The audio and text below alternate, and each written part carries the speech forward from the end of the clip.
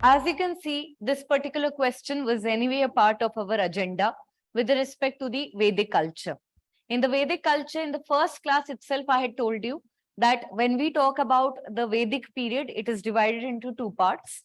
And one of the main questions that can be spoken about is the transition. अभी इन्होंने क्या किया, पिछले 2 साल में हमारे पास में, पिछले 3-4 साल में हड़प्पन सिविलाइजेशन की प्रैक्टिसेस और उनका कंटेम्पररी टाइम से रिलेशन दिखाया. अब इन्होंने क्या किया, ये एक टॉपिक आगे आ गए हैं. Whereas when we talk about the Vedic period, now they are asking the same type of question, wherein we have to talk about the social and religious elements and how they are applicable in the contemporary society. Harappan civilization की अगर बात करी जाए तो शायद आपको एक बार फिर भी सोचना पड़ जाए that what are the practices which are still prevalent in the contemporary world. However, when it comes to Vedic religion, I think all of you must be having good 5-6 points in your head कि भाई Vedic period से क्या क्या आज के time तक continue कर रहा है. इनफैक्ट स्टूडेंट्स रिलीजन के एस्पेक्ट से देखेंगे तो सब कुछ कंटिन्यू कर रहा है. सोसाइटी के एस्पेक्ट से देखेंगे तो 90% चीजें अभी भी हमारे पास में कंटिन्यूइंग एग्जिस्टिंग और लिविंग ट्रेडिशन की तरह चल रही हैं. Okay, keeping that in mind, students, how will you give the introduction? I have one introduction from Nikita. She has spoken, she has taken the keyword as the Vedic period, the Vedic society itself, and she has suggested that the Vedic society was a major breakthrough after IVC in the Indian ancient history. It is associated with the advancement of Aryans into Indian subcontinent that gradually progressed from semi-nomadic to a settled society. It's a very good introduction. The reason being that instead of talking about any Aryan migration or invasion, she has pointed out that there is advancement of the Aryan people and they are slowly progressing in the Indian subcontinent. As we see even from the Rigvedic period to the later Vedic period, they will be covering more areas. Can anyone tell me that if I am talking about the Rigvedic period, which part of Indian subcontinent am I standing in? And when I talk about the later Vedic period, where are the extra areas in which I have expanded? Rigvedic period, northwest, precisely the same area wherein the Harappans were flourishing, Sapta Sindhu area.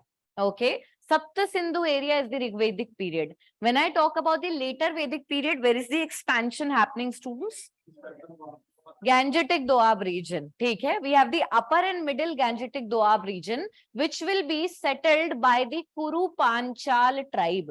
The reason why we are able to move eastwards is because in the later Vedic period, there will be use of iron tools, and that will help in forest ka clearing altogether. Okay? Chaliye.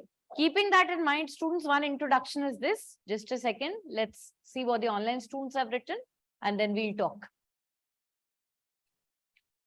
Okay.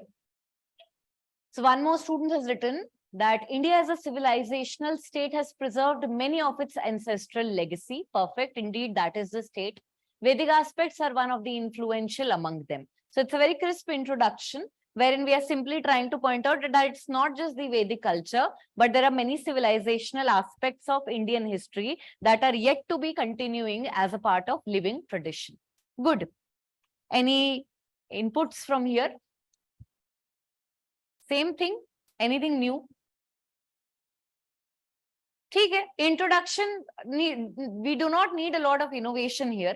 We are given few key terms, which is the Vedic society and religion. Anyway, when you look at the question, you always tend to feel कि मेरे को इसके body portion के अंदर क्या बहुत ज़्यादा content लिखना है? क्या इस particular question में body में लिखने के लिए बहुत ज़्यादा content है हमारे पास में? Yes. ठीक है? We know about society, we know about religion, we know about the practices that are still prevalent in the contemporary times. Keeping that in mind, I think one of the best ways would be a short and crisp introduction, as I have just pointed out from one student, that indeed that there are very much aspects of the Vedic society and religion that yet are continuing in the contemporary times. We proceed towards the body portion and immediately get to the gist, get to the point which is asked in the question. What do you think in the body portion? What do you think are the most key burning aspects that should necessarily be incorporated? Yes? Okay चलो इस portion को हम थोड़ा सा board पे भी elaborate करेंगे. I have my society, and then I have religion, and then finally I'll also talk about the continuation aspects altogether. Okay, when I talk about society, one student is pointing out that we can talk about the position of women. Okay,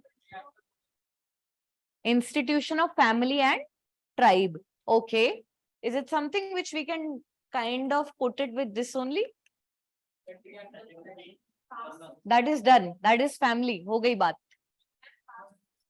Very good. The Varna system. All right. Please notice we are not given the term Rigvedic period. We are given the term Vedic period, which means you can incorporate the features of both Rigvedic and the later Vedic period. Okay. All right. So I have my Varna system. What else? Pastoral agriculture is economy. What else? Egalitarian society. Very good. But it was not egalitarian. Actually, there was a transition. You have to specify when it is only a part of the Rigvedic period, because then it is not a continued tradition. Do we have an egalitarian society in the contemporary times? No. Okay. All right. Also, what you had pointed out when it comes to the pastoral and nomadic society, if you don't have any points, you can put it in the end. But primarily, it is a part of economy and subsistence. What else?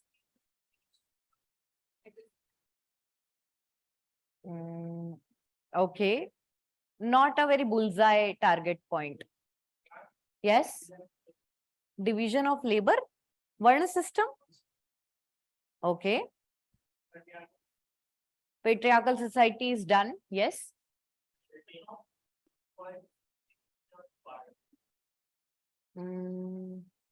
I think these are economy points. Okay. Have you forgotten the institution of Gotra? Yes, the institution of Gotra. Do you think Gotra is still prevalent in the contemporary times? Yes, the transition of the term Gotra can also be seen from the Rigvedic to the later Vedic period. Can we talk about the concept of tribal assemblies? It is a part of socio-political institution. Tribal assemblies, Sabha, Samiti, Gan, Vidhata. When you talk about that, do you think at the village level we still have such kind of representative assemblies? Can that be included in social assembly altogether? Okay.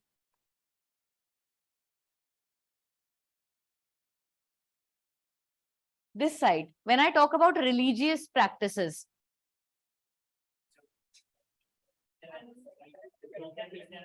One. Okay, raise your hands, please. Yes. Animal sacrifices. Okay.